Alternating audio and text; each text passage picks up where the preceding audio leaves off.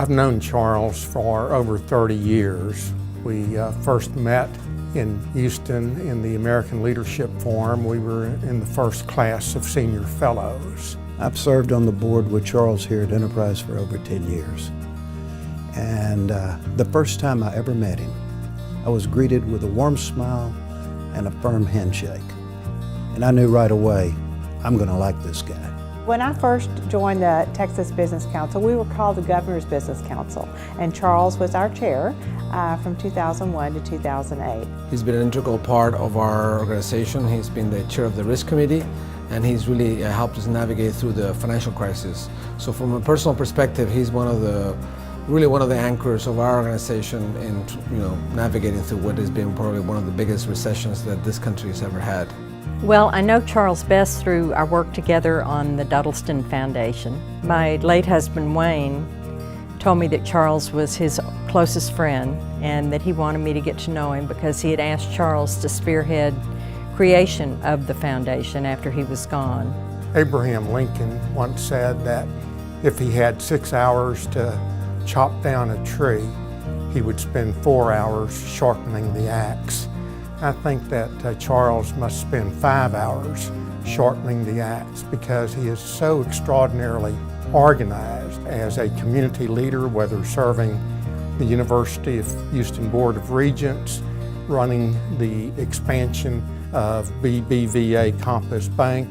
Charles has been probably the most important individual in building BVA Compass's franchise in Texas. He was in charge of much of the inorganic, the acquisition of banks over a whole decade, if not more. It has been his legacy to create really what is probably the largest independent bank in Texas. Charles's leadership has meant so much to our state because he was helping to drive policy many years ago and then through today as a real visionary, as a real leader, and we all appreciate the service he's given to our state, to the policies that we have been able to affect, and just his delightful demeanor and his love for this state is really, truly amazing. As chairman of the Audit and Conflicts Committee, he's probably the best we've ever had. And what he's meant to the company is he's chaired that committee more effectively than I think it's ever been chaired, and that in itself is a real contribution to Enterprise. Gosh, you know, there's some people that talk about doing things, and then there are those people who just do them and do whatever it takes to get them done and are committed. And Charles is that person. No matter what he undertakes, it's with kindness, humility, a generous spirit, and a sense of humor. Charles really is someone who likes challenges, and he doesn't shy away from the big deal issues that one has to deal in life and in business, and I very much admire his energy, his commitment to everything he does. What I most admire about Charles is that he is a whole person. He is outstanding as a husband and father and friend.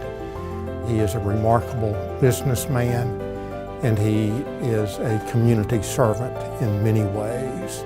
Charles always knew that business people had to be involved in public policy to change things and to improve things that would make a better business climate for Texas. He's been a great leader both in the banking industry and political circles, and of course as his service to this council.